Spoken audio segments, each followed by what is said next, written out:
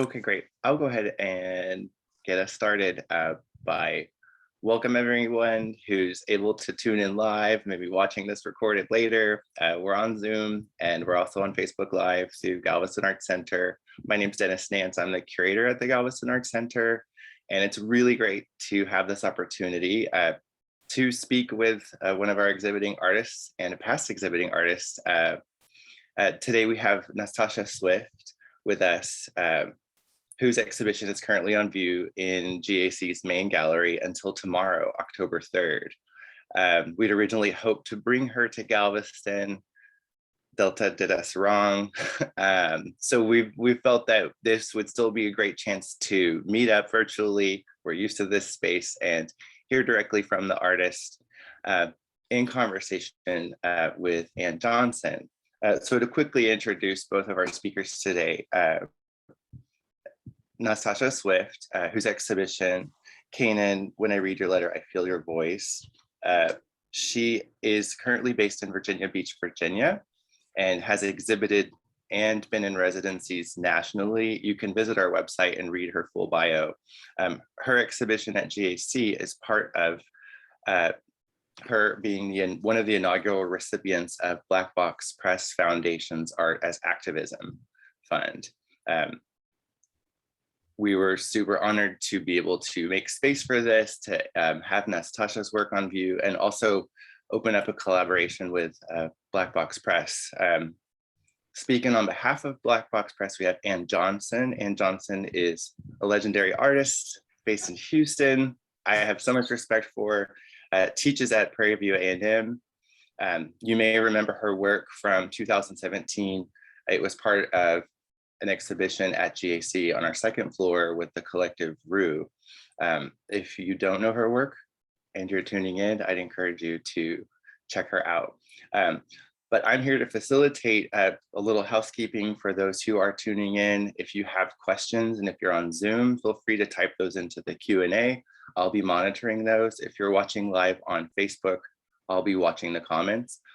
And as the conversation develops, my face will pop back in to ask those. But I'm going to go ahead and pass the mic on to Ann, maybe to tell us a little bit about Black Box Press and Art as Activism Fund, and then we can learn from Nastassja about her exhibition. Okay. Thank you all for being here. Thank you, Dennis. Thank you for having us, Nastassja and I. You made me feel old calling me legendary. I ain't done that. I feel like an OG. But on behalf of Black Box Press and Delita Martin, we are just so excited that Nastassja and Rashawn Ruckert are the first two winners. Their works kind of parallel each other in terms of topic. Black Box Press was created one night in the summer of 2020. Everyone who's grown will not forget the summer of 2020. And Delita and I would just create, we'd wake up and create work because we couldn't sleep through the night. And she decided to create this foundation to give artists a voice, an unrestricted $5,000 grant to use their creativity as activism. So we are so excited that the very first exhibition is Miss Nastassja Swift, whom I am a huge fan of now. Well, I didn't know you before. Right. You're just a baby and so successful. So proud of you. Yeah. Before I get deep into it, does Canaan have the big head now? Because he's like, oh my God. Listen, one of the local stations of PBS down in Hampton Roads is doing a documentary on the project. So we've been filming it for the past few months. And the main filmmaker, I gave Canaan his number so that, because he wanted to be able to talk to Canaan without me. And I was like, I'm fine with that. I didn't want to monitor all of their interactions. I was like, y'all talk when you can. And my brother called me. He was like, so when I get home, we making a movie. And I was like, oh gosh. So he is definitely sucking in all of his limelight, as in true Capricorn would. I'm a Scorpio, so he's right next door. Yeah, I just, as I was reviewing everything, and I was like, I know, listening to those tapes, oh my God, the whole fruit and kiwi thing. Oh my God. I listen to that all the time, and I had the conversation. So listen, Right. I'll just be in the car driving and I'll turn on the SoundCloud, because then it Yeah. kind of makes me feel like I'm talking to him while Right. listening to our conversations. And then he'll call me and I'm like, oh, I feel like I just talked to you a minute ago, but that's because I was listening to us talk to each other. Yeah. Yeah, I love Yeah. that people enjoy those. Yeah, but it creates a realism, you Mhm. know, particularly if you're someone that doesn't have someone in your family who's incarcerated, you don't know what that experience is like.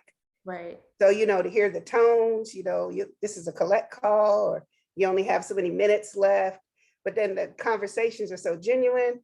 I'm all Yeah. about Canaan's kitchen, you know, and the fact that you and your mother cook the meals, and that's so cool. Right. Yeah. So, all right, I'm kind of freaked out by my studio because I got this picture of me behind me and it keeps kind of freaking me out. I just brought that back from an exhibit and I didn't realize. Anyway, Oh, wow. about you, not me. You've gotten some, Texas press. I think, if I'm not mistaken, your exhibit was top 5, which is a big deal in Texas for Yeah. glass tire. And Art and Culture magazine did a feature. Houston Chronicle did a little something. But I thought the glass tire article was really, really good, that she wrote. I want to read what she wrote, and then you can comment, and then I'll go back to my series of questions. She was talking a little bit about your process, one of safety during stressful, anxious times, but also it is a symbol of resilience and hope for the future. The images of the quilt evoke so many thoughts and emotions for me. Quilting has historically been associated with domesticity and comfort. You've created a space within the gallery for a visitor to sit and contemplate, read and listen.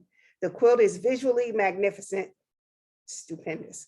The use of color, pattern, and non-traditional design elements remind me of some of Gee's Ben's quilts, yet your attention to design is detailed with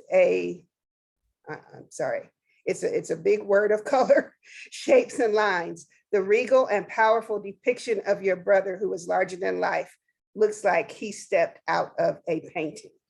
Mm. I thought that was so profound and well thought out, because too often, I don't consider myself a journalist at all, but so oftentimes, and you've probably experienced this, a writer will send you a list and say, answer these questions, and then they get the byline for the article. Mm-hmm. This Colette Copeland, she really thought about your work. And I thought it was great how she talked about quilting, which was new for you, right? Yeah, well, new at this scale. Okay. I had done small samples and stuff in college, but that was 5 or 6 years ago. So it feels new. Yeah. So this came from a dream. That wasn't my song, but it was another song.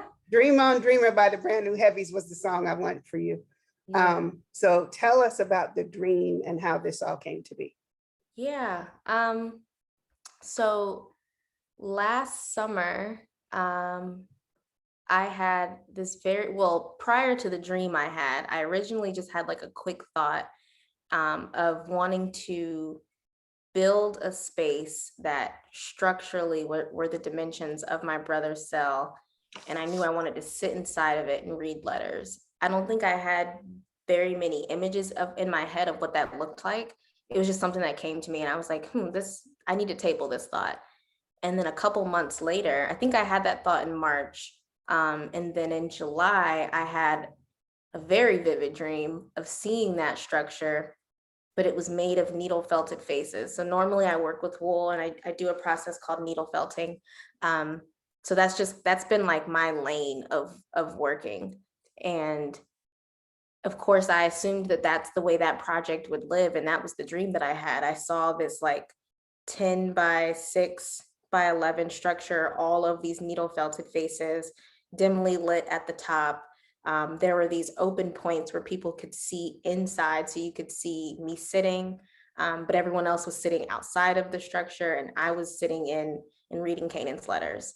And I could tell you like the way my hair looked. I didn't have any makeup on. I was barefoot. I knew exactly what I was wearing. I can remember things that I was saying. It was like, and I have vivid dreams often, but that was like, Yeah.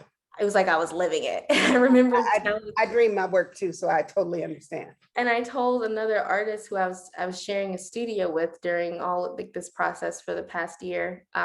She was like, you have to journal it, especially if you know that you want this to be your solo show. Because I was doing a residency that ended a couple months ago. She was like, write it down. So I wrote all of that down. And then that was last summer. I kind of put it to the side. I knew that that's something I wanted to get started with in 2021, but I didn't kind of dive into all of the details. And then in January, when it was time to do so, felting didn't feel right. Like I kept trying to force it. I kept trying to draw these felted faces. I was like, faces are going somewhere, wool is going somewhere.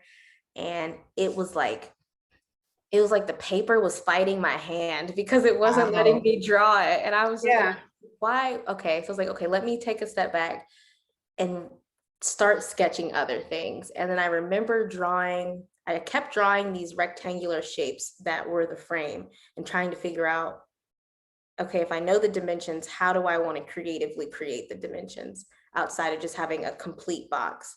And I remember drawing the frame, and then I kept drawing this canopy shape. And I was like, okay, is this canopy shape made out of wool? You were trying for that wool. For the wool. And it wasn't. And then I started thinking of shapes differently. And I think that's what led me to quilting. And then I was like, okay, well, if I quilt, I could do portraits in a way that I normally don't do when I'm needle felting. But in a way that I'm very familiar with as like an artist with a painting and drawing background. Right. And I was like, okay, this doesn't feel like this project is supposed to be a painting, but maybe through quilting, I'm tapping into that part of myself. And I think, now that the work is completed, when I look back on it, I was like, well, you know what? Canaan doesn't really know Nastassja the felter as much as he knows Nastassja the painter. And I wonder if this piece needed something that we both understood and were familiar with, because it was about the connection and relationship between us. It wasn't just about me as an artist. And I kind of just like let the wool go. I was like, okay, we're going for this quilt. Everyone always asks why 46 feet, and that was just the amount of fabric I needed to fill this shape. Okay. I made an armature, like a mat board armature, and I just kept cutting strips of linen, trying to figure out, okay, how can this fill this kind of box shape, but in a way that feels like there's enough of something there. And then I printed out these, everything was kind of converted from inches to feet. I printed out the 6-inch little drawing of Canaan, because he's like a little over 6 feet tall. And then I did with the kids and plugged them in. And I was like, I remember having the armature complete. And I was like, ooh, this is it right here. That's a feeling, right? You just kind of give yourself that own little, oh, yes. And I remember, I can feel it. Yeah. Yeah. And I remember being really happy with getting to that point, because I was like, okay, now that I know the approach, I can get started. So I was like, I went to thrift stores and like these recycle fabric stores that are down in Norfolk, just like getting a bunch of fabric. I looked at surprisingly, as much as I looked at quilted work, I looked at a lot of paintings, a lot of painters that I really admire. Just like, because I was trying to figure out what color palette am I interested in? How am I interested in playing with skin tone? Like these are kind of things I haven't had to think about so much, because with my wool, if I'm making a pink piece, the faces are pink. Right. Or white. So it was like, I was like, I had to switch a lot of gears. I was like, am I doing too much too soon?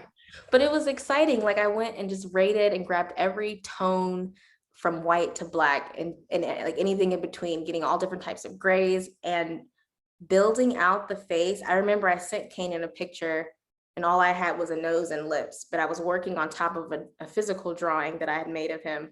And he was like, that looks nothing like me. And I was like, Canaan, I'm not done. Relax. And then I got the face done and he was like, oh yeah, that's me. But it was cool to like play with shape, it was just like it kind of activated this energy in me that I hadn't, I guess I feel like I hadn't tapped into for a while, and making portraiture in that way. Yeah. So it was, go ahead. Yeah, no, I was going to say, I was speaking with, I don't know if you're familiar with this artist. She's from North Carolina. Her name is Beverly Smith.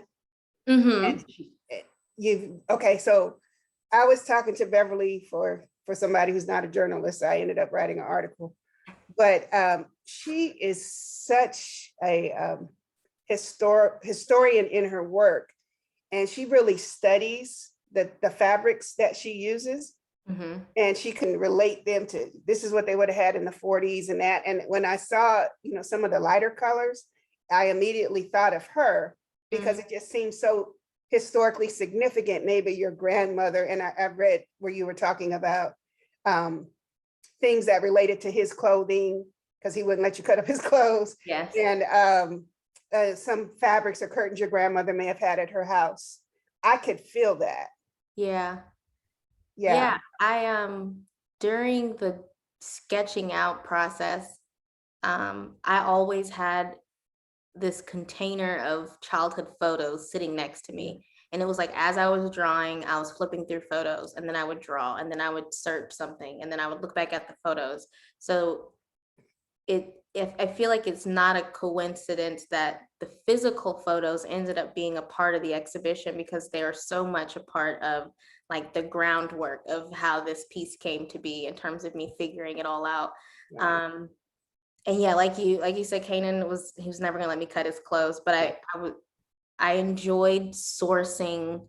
I enjoyed using the photos as like a source of how to go and search for what I needed. I'm like, okay, this comforter was from like a hotel when my parents were and we were this age. How can I find this? Because it's like, that's not sold in Target right now. Right.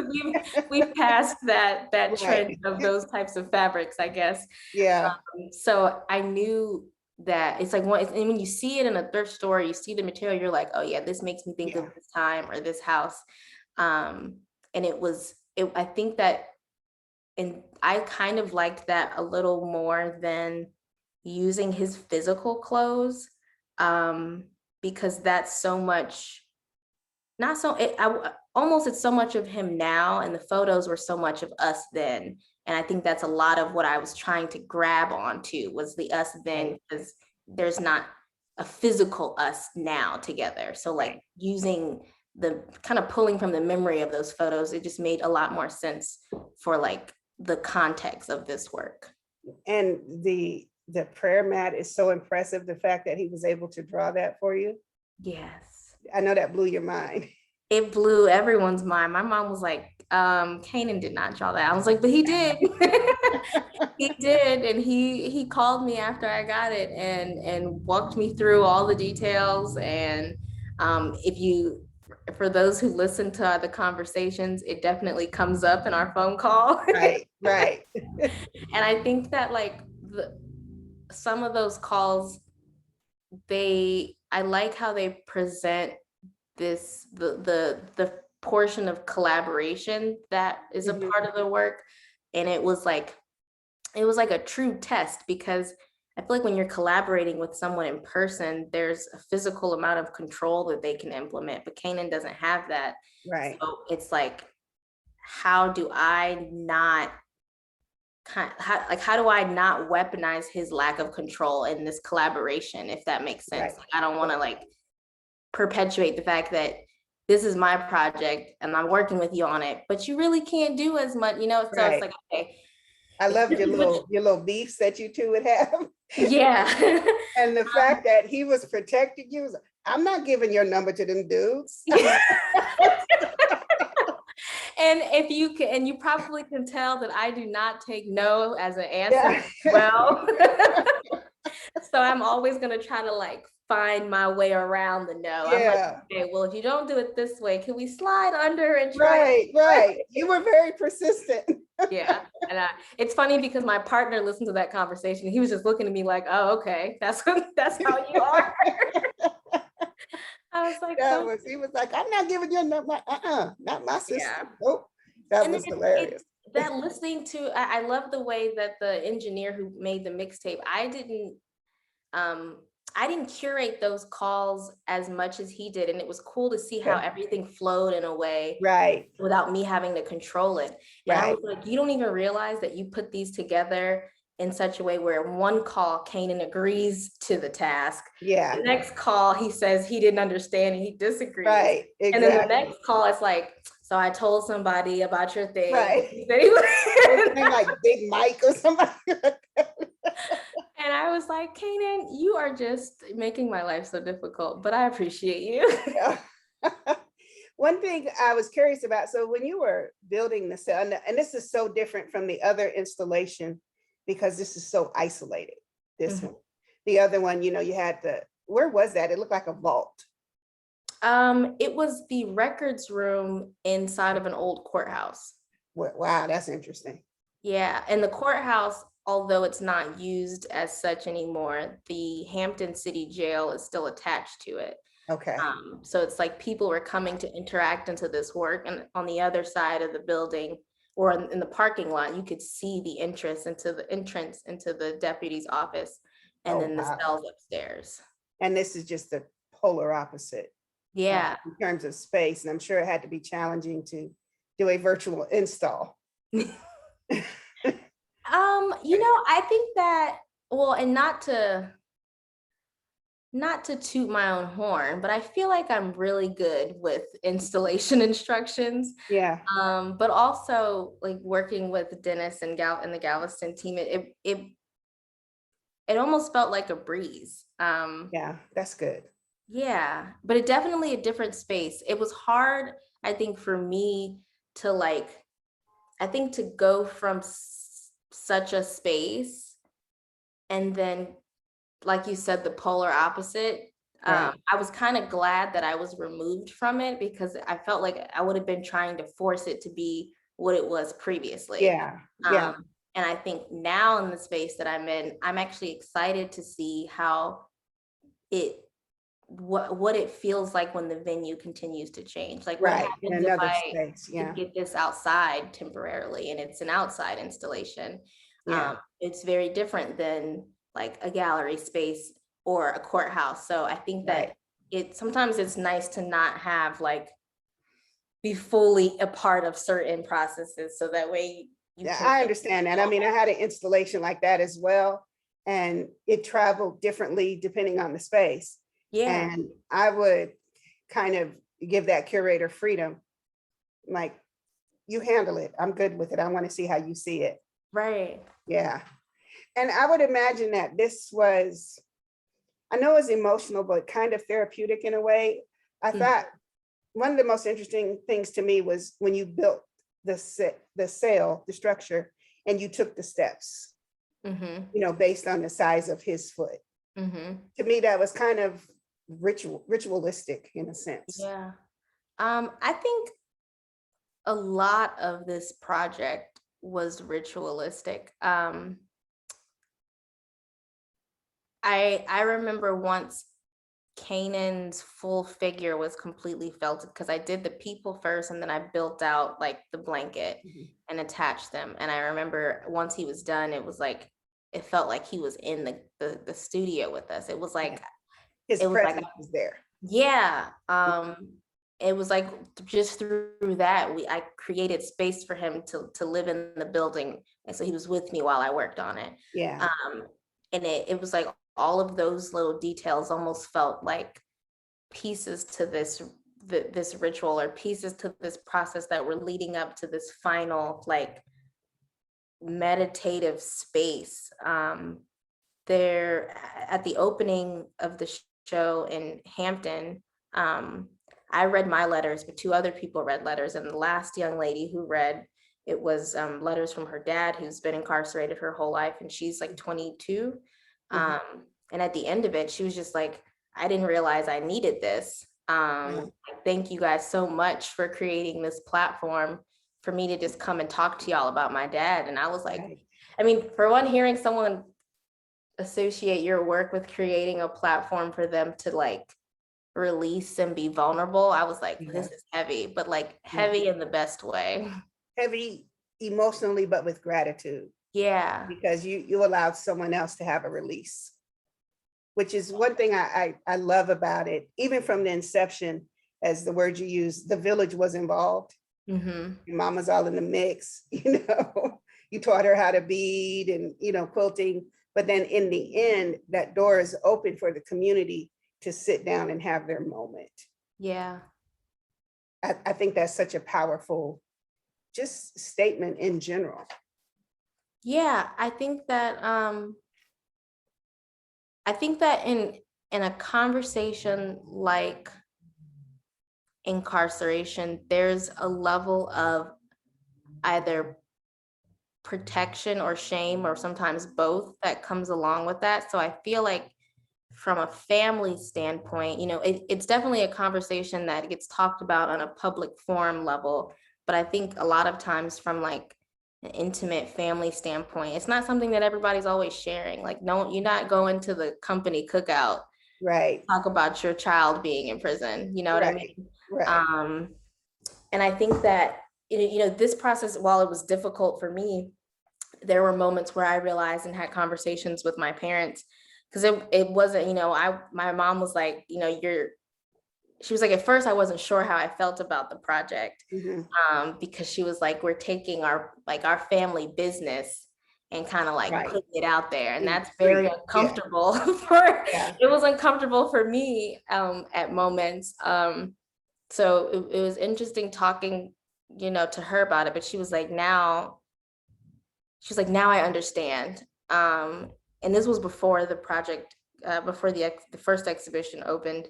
And we had this conversation about, like, I can't remember verbatim, but it was like associating our lives with as library books, and understanding. And I think my point was like understanding that, you know, a lot of people gravitate towards a book that they can relate to. And while the story feels like it's our story, it's also a lot of other people's story. Right. And power in sharing that and opening that book, so Right. that everyone else who's kind of creating the same book is like, oh, you know, we're all of our books are on the same shelf. We just haven't closed. Or they have another chapter in the same book. Yeah. Yeah.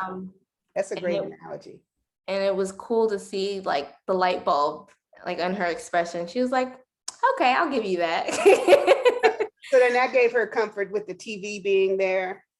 Yeah, I remember I asked her, so, you know, the last time you and I talked, the 3 pieces in the show, the 3 additional pieces outside of the large blanket, I hadn't, those weren't ideas yet. Right.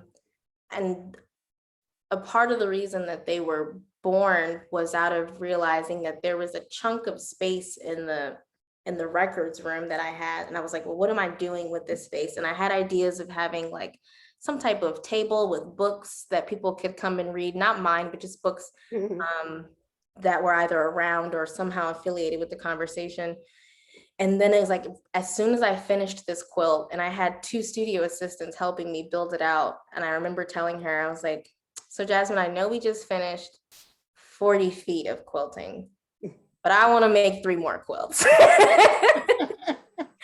And she was like, okay, well, first of all, what size? And I was like, nowhere near this size, but I want to make 3 smaller quilts that are functioning in different ways. And then I thought about a TV, and at first I thought that I would have multiple people reading letters from incarcerated loved ones on the TV. And then I kind of took a step back and thought about what these past 4, almost 5 years have been like. And although a lot of it has been me feeling this responsibility towards Canaan, it also has been me feeling a responsibility towards my mom and like making sure she's good to go through this as well.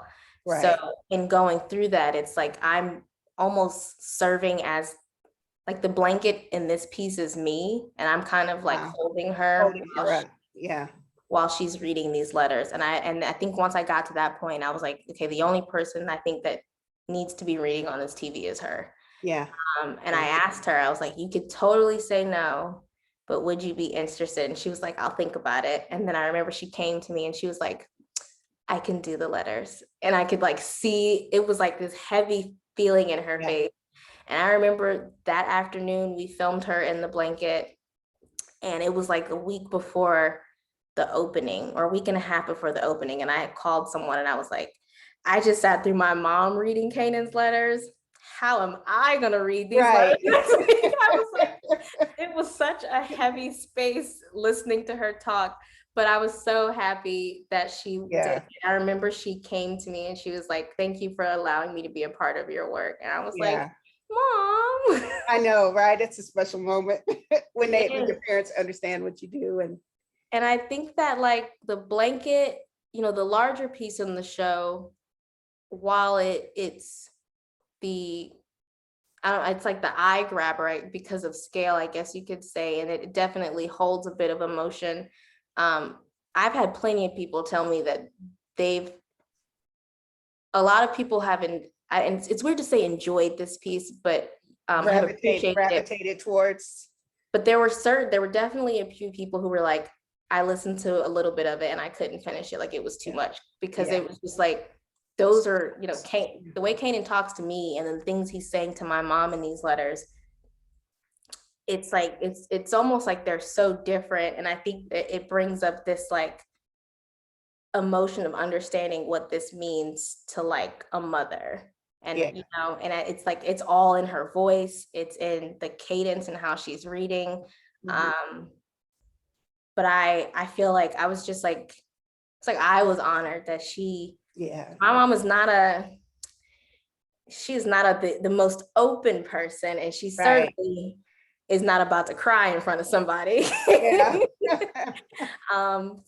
I definitely like cherished that moment and getting to have this piece be a part of the work. And I would imagine her seeing the two of you on the other side of the quilt. It just took her out. She did. I FaceTimed her when I went to go put the quilt together with the welder, and I showed her that side, and her energy shifted on the phone. So I had let her go because I wanted her to have her space. But when we talked about it earlier, she was like, I saw my two babies, you know, on the screen, and on, you know, on the opening night. In the moment, it was like a funny comment, and then when I reflected on it, I was like, wow, that's definitely something. My dad, he was like, he calls me baby girl, and he will probably always call me baby girl. He was like, baby girl, go stand next to your brother. I haven't had a picture of y'all in a while. So I stood on the blanket next to him, and he took a photo of us. And it was like a little chuckle, and we smiled, but then I look at the photo and I'm like, man, it like definitely pulls on some things. It definitely pulls strings. One thing I found interesting in your figures, and I don't know if this was intentional, but there's like this looming figure of space, like this white space around the two of you and the image of Canaan. And Casey Gregory from Art and Culture, a magazine, she talked about ghosts, the aesthetic of the ghost being there, but I just thought that was so profound. Was that intentional? So the shapes around them for me were kind of thinking through the lens of a portal, and what this space, which I guess, you know, I think there's definitely room for portal to be linked to like spirit, but I for me it was like sitting in this blanket, or the act of draping the blanket created this space for me and Canaan to be, and it was like the child version of ourselves as like this foundation of our relationship, because these are the years where we became the closest because of, you know, military dad.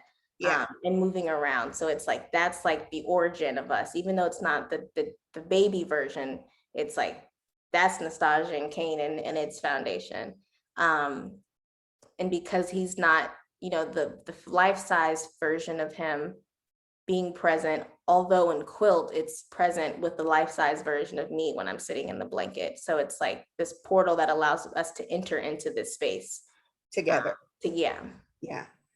Wow. I'm going to read what Casey Gregory wrote also. If this exhibition has an unviewable element, an aesthetic ghost that haunts the four invisible walls of the cell, that ghost is time. It's in the sentence itself, which was given to Canaan, but also to his family and friends in the form of his absence.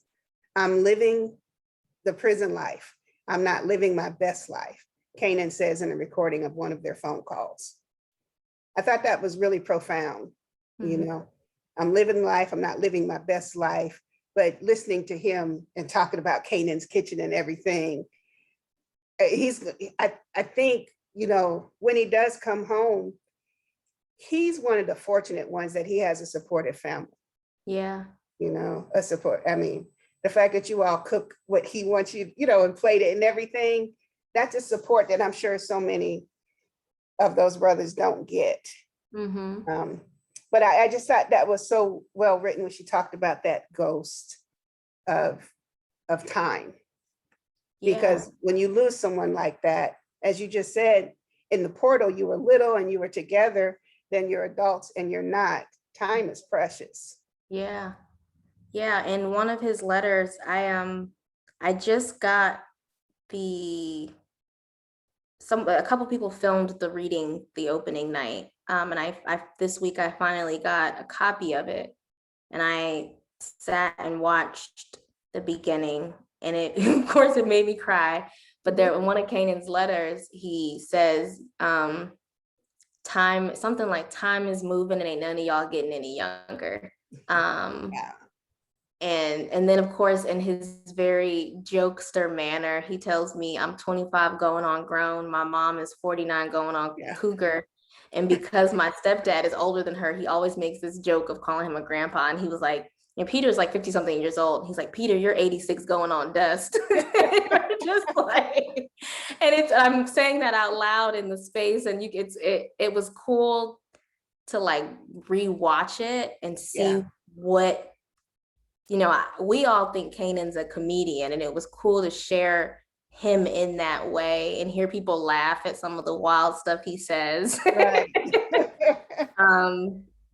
But yeah, the time, like I read 5 letters that night, 5 or 6, and the word time definitely was something that he was bringing up. Quite a bit.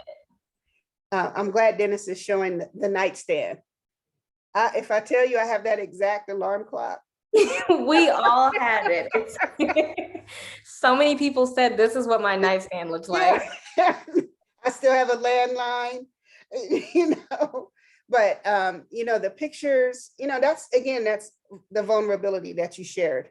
You know, as your mama said, all up in our business in the streets. See, you know, the family, just hints of who he was as a young boy, who you guys were as brother and sister, you know, through those drawers.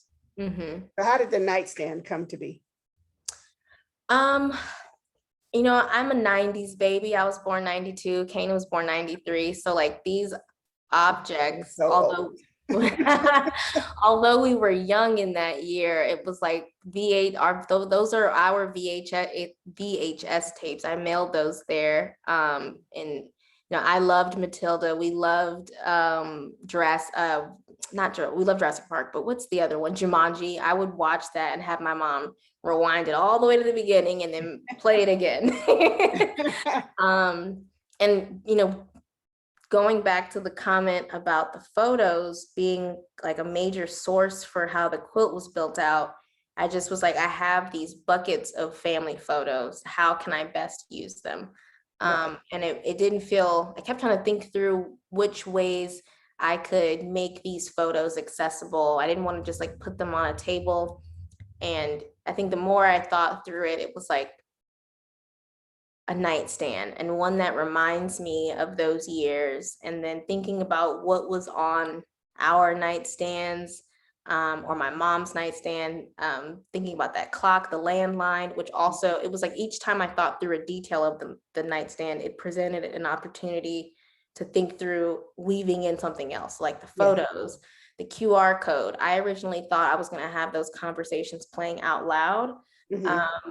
and just kind of filling both spaces, the courthouse or the gallery.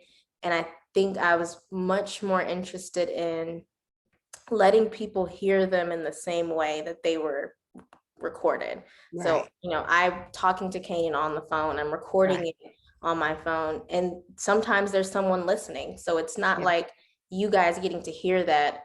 You're probably not the first people who aren't Canaan or I who heard the conversations. Right. Likely. Yeah, you mentioned the voyeurism of it all. Yeah, so that's already present, and I think bringing that into the work it just felt like that was the right way to handle it. And then wanting a quilt to be with each piece.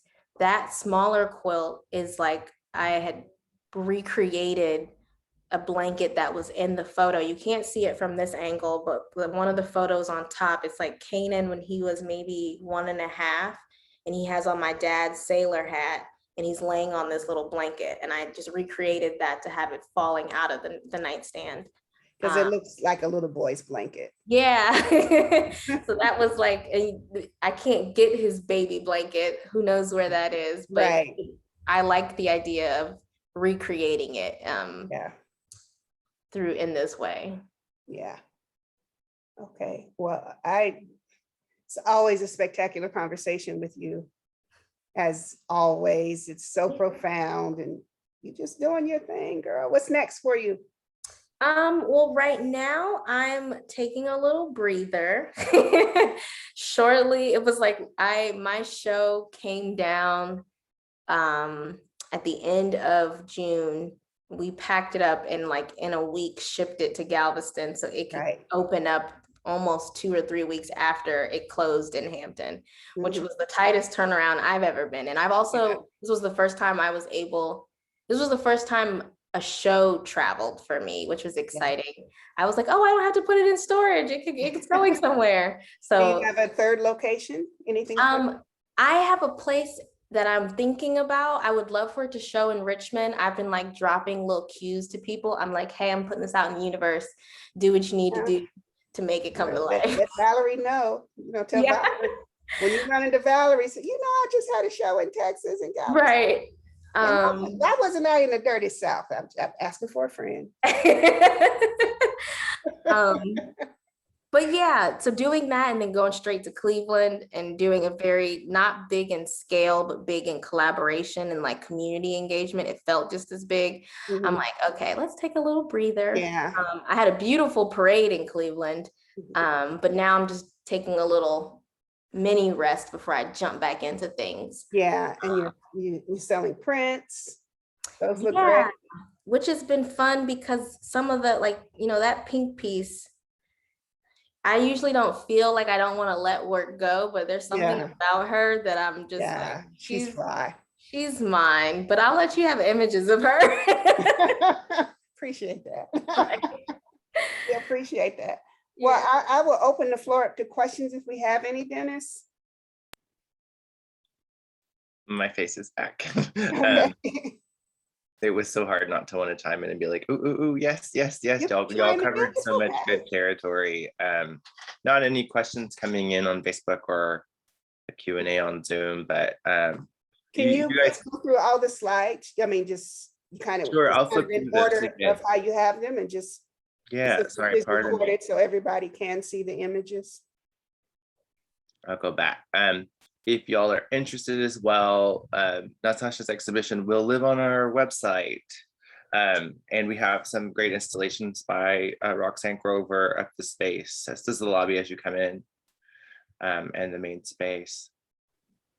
I will say too, Nastassja, I think the audio choices were brilliant because when you walk into this space, the focus is like this portal that you've created, but your mother's voice is like present there. And I know having the minute we plugged that in and queued up the video, it was just like, I need to sit down on the floor. Like, this is like, it's so touching, like a mother's voice. Like, so I wanted to mainly comment on like how I really appreciate like the like personal vulnerability that like you've shared, but also the level of care that like I've witnessed in terms of like you working with your family, even some of the conversations with your brother, you were very much like, no, I want to do this to where like we're collaborating and it's not me like imposing something. So it was beautiful how you navigated that. Yeah. How has the response been, Dennis, since you're there? It's been fantastic. I mean, I would say I'm glad you mentioned the press that was given and the writing about the show. That's something that it doesn't happen ever. Like you get a write-up, we get a top 5 now and then, but having 3 like different takes and perspectives from writers was really, really nice. And then the visitors to Galveston Art Center as well.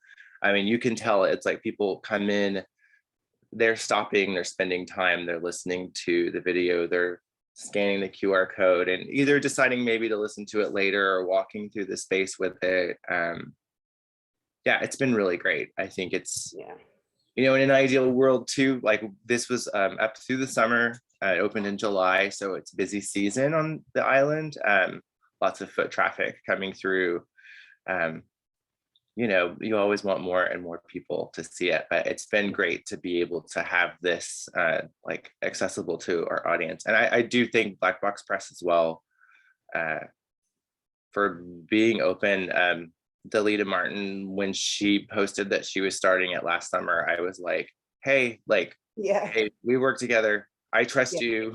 This is all about trust. It's like, we have this space, let's make it happen. And Nastassja was a pro with the installation instructions. I've never had an artist be so organized with a diagram and like perfect list. It was like really, it was smooth. We've both learned about freight shipping through this too. So some practical skills gained. But yeah, it's been wonderful. It's been great. And I will plug too, just to say, I think I saw that the next round of Artist Activism Fund is now taking. That's right. The deadline is October 29th. The jurors are Jamal Cyrus, Lovey Olivia, and Danielle Burns Wilson, who is now the curator at Project Row Houses. So they have a tough act to follow. But yeah, the round is open and it is real money. I don't think people realized it was real money in the beginning. You know, but yeah, I appreciate that.